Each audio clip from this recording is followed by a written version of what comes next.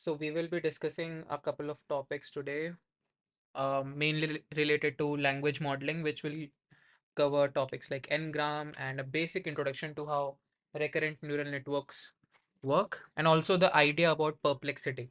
You may have heard about that particular metric to say, let's say, evaluate a particular large language model or any kind of language modeling framework that we have. So, as mentioned, the topic is simply language modeling. Please excuse my handwriting. So, what exactly it is? It is a task of predicting what comes next. Basically, you will have different kinds of tokens, or you can say words, and the goal is to predict what will be the next token. So, you have, let's say, T tokens in your context, and you want to predict the T plus first token, right? That is basically language modeling. So in terms of a simple equation, one would say that what is the probability of the T plus one word or token given that you have x1 to, let's say, xt tokens in your uh, context. Uh, and we want to do this, let's say, for every kind of word that we have in our vocab, or our vocab will contain around, let's say, V words. So this is just a basic simple definition of language modeling, and a system that does this or solve this particular kind of problem is called a language model. Very simple to understand. So what we are also doing is giving or assigning a probability to the text. So let's say we have probability. Um, Let me back test a little bit. So what exactly do we mean by assigning a probability to a text? We are saying that what is the probability of x1, x2, x3, and so on up all until xt. So we can write it as probability of x1, probability of, let's say, x2 given x1, probability of x3 given x2 and x1, and so on. And in the end, we want to say, give me the probability of the last word xt given x t minus 1 all the way up to x1. This is basically what the probability of text or corpus that you have means. We can also write it in short like this: t equals to 1, t probability of, let's say, xt given xt minus 1 all the way up to x1. This is what we mean by uh, assigning probability to a particular text. So ChatGPT is a large language model, or you can say a language model. We have large language model, small language model. Basically, it is a next token predictor, and that is the task that it is assigned to, and we call those frameworks a language model. So how did we used to do that before deep learning? So pre-deep learning, we used to have a technique called n-gram language models. So what exactly is an n-gram first? N-gram is nothing but a chunk of n consecutive words. So let's say you have a corpus of t words, you can just uh, find some windows in it of n length. These are all n-grams, nothing else. It is a very basic term, nothing very fancy, easy to understand. So the idea is to collect the count of different kind of n-grams. So before going that, just let me give an example. You will have a unigram where each window just contains one word. I'm just writing the length of it. We will have a bigram, which will have a window containing two words each, and so on. You can go up to trigram, fourgram, and fivegram, and so on. That is why the name ngram. So before doing so, we need to make some kind of a Markov assumption. I'll explain briefly what exactly do I mean by that. Markov assumption is that x t plus 1, it depends only on preceding or the previous n minus 1s. It depends only on the n minus 1 before, right? Because we don't want to have the entire context of the text, because that will be very difficult in terms of statistically. We will see it later on why and what exactly do I mean by that. So again, the assumption is xt1 depends only on the preceding n minus 1, and we are doing this to reduce the context. So in terms of equation, what we mean by that is probability of x t1 t plus 1 given that we have xt all the way up to x1, it only is probability of xt1 given xt all the way to x, what will it be, t minus n plus 2. So these are in total n minus 1 words or tokens, whatever you want to say. And basically this is just an assumption. There is uh no factual basis of it, like why we are doing that. This is just an assumption. Now, uh, a lot of you may remember the conditional probability definition. So let's say this is A and let's say this is B.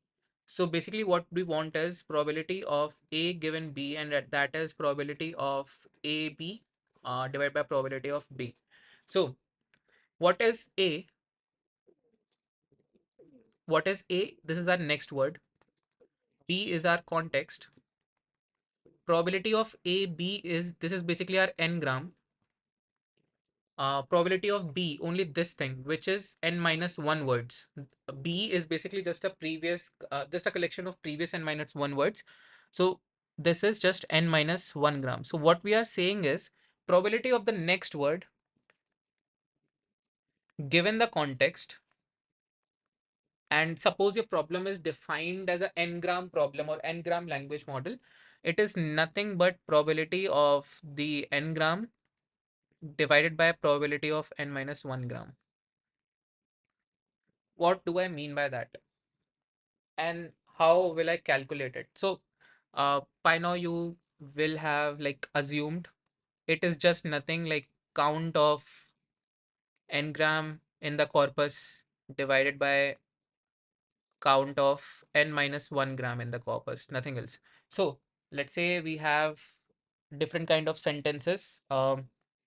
I sat on tree, cat sat, let's say there, and you sat on bus. Now our problem is that I want to predict what comes after sat. So what I will do is I will just uh, find out all the n grams, and in this case let's say we have 2. So we will have sat on, sat there, and again sat on. So what is the probability that the next word is on given sat is probability of sat on divided by probability of sat.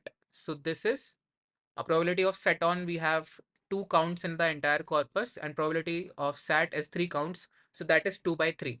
Now what will be the probability that the next word is there instead of on?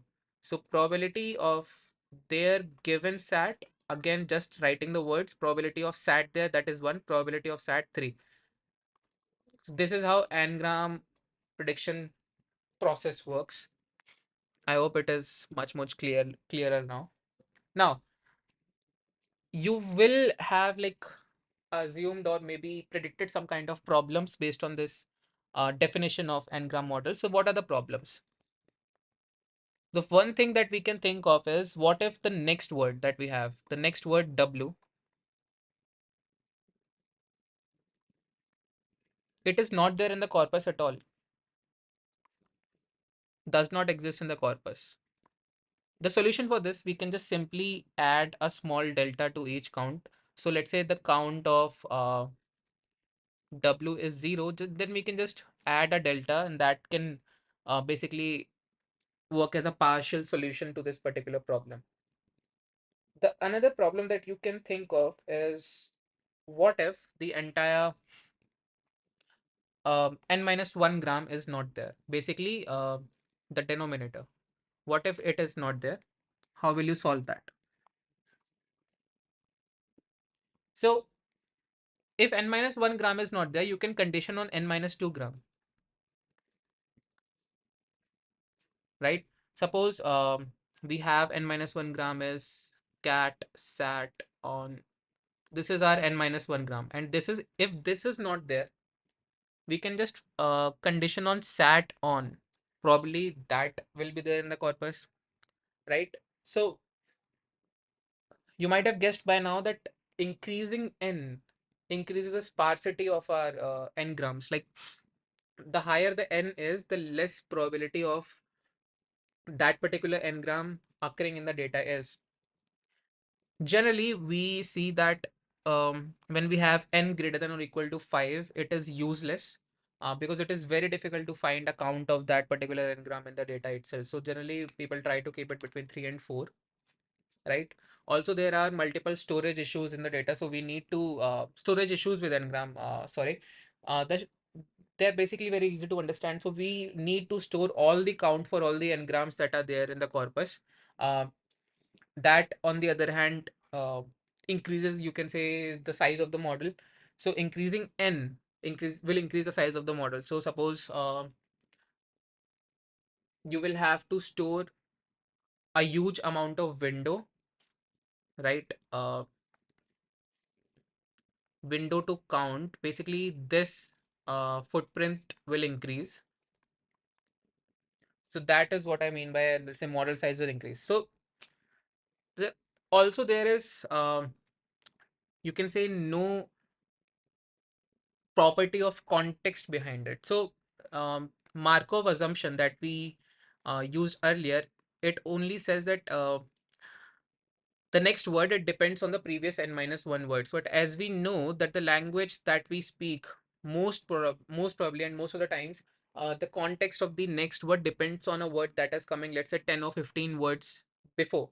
So language depends on the context. There is no inherent or hard coded rule that the next word will and should only depend on the previous n minus one words. That is wrong. So basically what I want to say is that n-gram are very simple first attempt to build a language model, but they lack the concept of meaning. They cannot understand the context that is coming, let's say, three paragraphs before. And that eventually led to development of recurrent neural networks, then LSTMs, and recently attention-based transformer neural network architectures.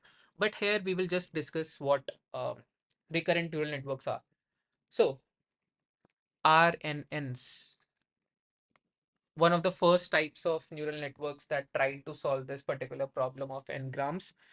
Basically, the goal is to give the next word some kind of context behind the meaning that it can get from preceding words. So what assumption we have, not an assumption, but basically what state do we have in terms of RNNs? There are multiple uh, uh, input words, or you can say there will be an input sequence involved. This will be your sentences or paragraphs or anything. There will be hidden states in the architecture. I'll just draw the architecture later on, that will make it clear. And then we will have outputs. Now these outputs will be just probability distribution of the prediction that the model is making. A very basic, you can say, vanilla neural network, a recurrent neural network will look like this. We will have multiple hidden states. Let's say we will have H1, H2, H3, and then we will provide them some kind of input X2, X3, and we will have multiple weight matrices which will be same. Then we will be generating the probability distribution, output probability distribution at each time step. So this is our time step: t is equals to 1, t is equals to 2, and t is equals to 3, and so on. But in detail, how will it look like? Let's see that. But the main idea basically is to use same kind of weight matrix all across the sequence. And how a simple RNN will be looking like is we will have multiple different hidden states. Let me draw that again. We will have, let's say, H0, then WH. We will have H1, WH, H2, uh, again WH, then H3, and so on. And what we are providing to these hidden states is, first of all, this is the initial hidden states. We don't do anything about this. This is just the first step or a first hidden state that we have in our model inbuilt. Now, starting from H1, we will have for each of these hidden states, we will have a separate, you can say weight matrix called embedding weights or whatever the name that you want to call them. And then we will have multiple inputs. These inputs are just embeddings of the sequence words. And how are they coming up?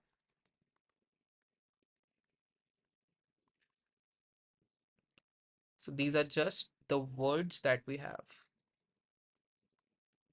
Yeah. So let me explain what is happening and zoom out a bit. So these are the input words that you have. It can be something like the cat sat, something like that, right? So these are basically word vectors. So you can write them as word vectors or maybe one hot vectors. So xt belongs to the space of vocabulary. So these are just word vectors for all, you can say, vocab in the dimension of vocab. Now e is just an embedding matrix, and et at each particular step is just the multiplication of capital E times the xt. So this will give us the word embeddings.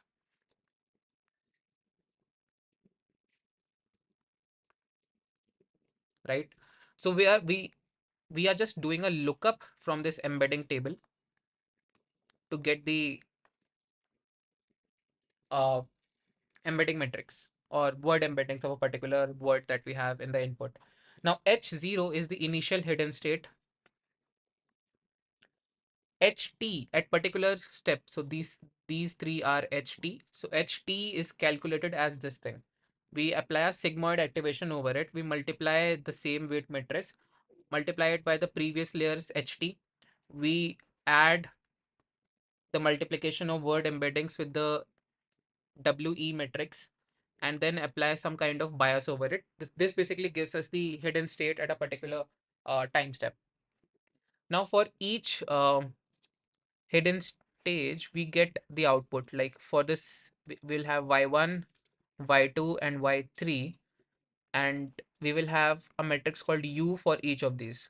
So what exactly is happening is yt is just softmax on U, let's say ht plus b2. So this gives us a probability distribution over the entire vocab that we have. So what I mean by that is, suppose we are on H4. Suppose there is this H4 and we will produce Y4. So Y4 will be just a probability distribution of each of the words. Let's say the cat sat on tree has some kind of probability, cat sat on bus has some kind of probability, cat sat on me has some kind of probability. So this is just a softmax distribution output, and it will just give us the probability of each kind of word that we have in our vocab. So let's say you have 100 words in your vocab, it will give the probability that um, how much how much chance that you have that a particular next word within that vocabulary comes up next, given the context that we have. Now, advantages of this kind of model is, let me write it down.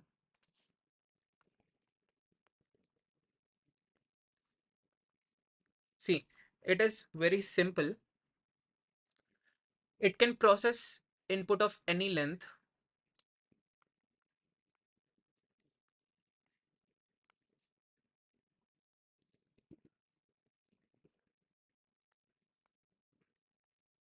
right?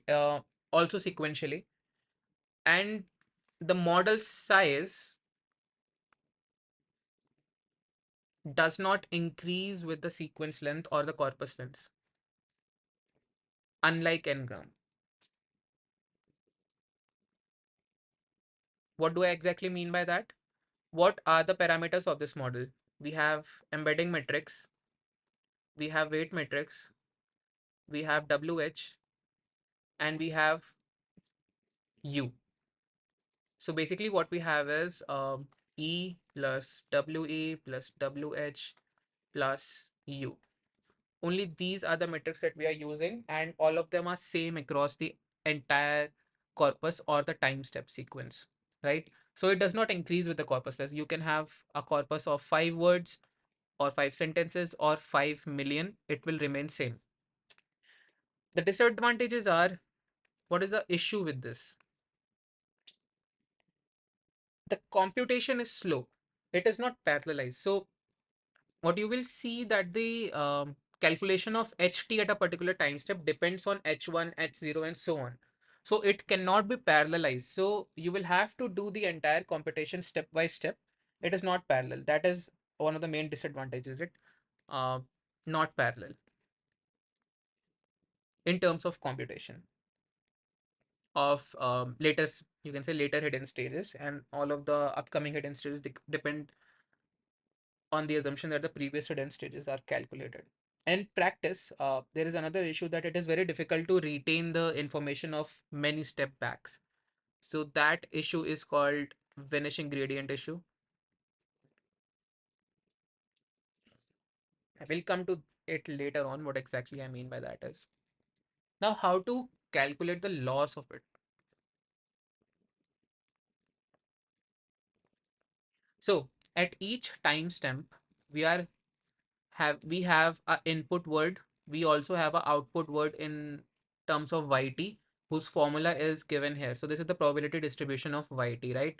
So you can assume what kind of loss function we will be using. It is called cross entropy. So that cross entropy loss function is applied at one single time step. So let's say the loss at a time step t, given the parameters theta, it will just be a cross entropy between the real distribution and the predicted distribution from the softmax, right? And this is the output of softmax at the last layer. And this is, you can say, one hot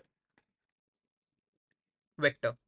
And if you will write this in terms of, you can say, summation for all words belonging to v, we are calculating the cross entropy using this formula. We will have true distribution of the words, and we are using log of the predicted distribution, right? Now, since this thing is a one hot vector, only the real class gets updated, and uh, you can say that is log y t x t plus 1. X t plus 1 is basically the next word, and that is why we are writing it like that. Now, since we want to minimize it, we can just have a negative there, right? Otherwise, if there was no negative, we will have to maximize this loss function. We are putting negative to just minimize this negative log likelihood. Now, overall loss, it can be calculated as the summation of entire thing. So minus 1 by t, t from 1 to t, we will have log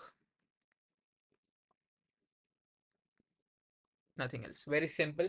We will just calculate the log of the probability and then average it by the length of the corpus. Very easy. But just remember this particular formula later on because it is used in calculating perplexity. Now, what exactly is perplexity? It is just the inverse probability of the entire, you can say, text that we have that is being generated by the large language model or any kind of language model. So perplexity's formula is very simple.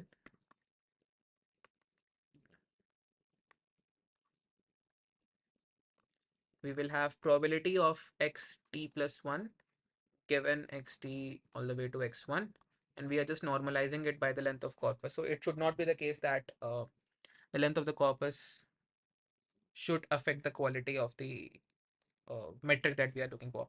So the lower it is, the better.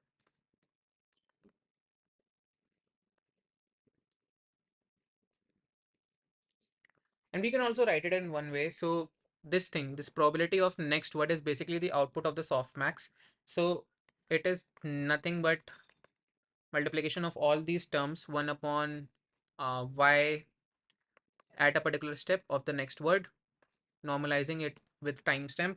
And you can also write it smartly, or this is a short trick. You can write it as exponential of 1 by t sigmoid, you can say minus 1 by t, and it will be t equals to 1 to t, and it will have log, it will have yt. This is nothing but exponential of j theta. So whatever loss that you have, maybe during testing or training, the exponential of it is your perplexity.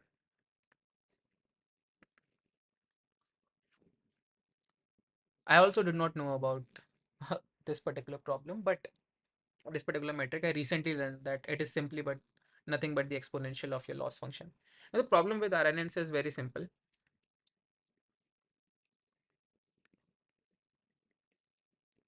The one first is the vanishing gradient problem. So suppose we want to calculate the loss at some timestamp 4, and we want to update the parameters of, let's say, sub hidden state at timestamp 1. So it will look like this,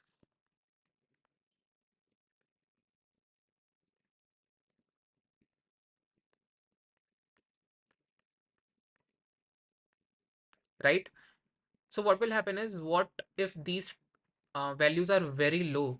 In that case, the information from the gradient further down the sequence will not affect the hidden state at a much earlier position in the sequence. So the gradient signal gets very small. There is no point of back propagation updates in that case, right? It will not do anything. If these keep on getting smaller and smaller and smaller, even if you have, um, let's say, one single component is very small. So all of them are, let's say, 10, 10, 10, but only one loss is very, very, very small, one gradient. That in turn basically keeps the entire backpropagation update to be very small, right? So that is one of the main issues. Another thing is, what if completely opposite? What if we have exploding gradients? But exploding gradients can be solved very easily. You just clip them. So that is called gradient clipping, and the formula for that is, you can use something like that. Suppose your gradient has this vector, you can just specify some kind of threshold and divide it by the existing magnitude of your vector, and then just multiply it by the existing one. So that is a very simple way you can handle the gradient clip, you can say exploding gradient problem. But the main issue is still the vanishing gradient problem. That is it regarding a brief introduction of RNNs. I'll just quickly go through each particular thing that we discussed. Yeah, so we discussed language modeling, and one of the first attempt was to use n-gram models. N-gram is nothing but a collection of fixed size windows. You can have unigram, bigram, and so on. We need to make an assumption called Markov assumption, where the next word depends only on the previous n minus one words. And then we calculate the probability of the next word given the context based on probability of n-gram and probability of n minus one gram, which is nothing but the count of them in the corpus. And the problem is that, what if the next word does not appear in the corpus as well? Then in that case, we have to add some kind of delta to that particular n-grams. And similarly, this kind of problem led us to RNNs, where we have assumptions like input sequentially provided, there will be multiple hidden states, and the output. RNN, a simple RNN looks like this. We will have an initial hidden state, we will have multiple hidden state, a weight matrix of each hidden state WH, WE, and we will have an embedding matrix E, right? And how each particular calculation looks like is, we will have word embeddings, which is just a lookup from our existing embedding table. Hidden state at a particular timestamp T is just sigmoid on applied on WH multiplied by previous hidden state, plus the information coming from the word current word embedding, and adding some kind of bias. And each time step we are also generating the probability distribution using softmax over the entire vocabulary. The problem with that is, this is not parallel, and also we have a vanishing gradient issue, right? We will discuss it later. We have discussed it later in the slide. So how to calculate the loss function? It is basically just a cross entropy loss. And one more thing is, this particular loss function is also called teacher forcing.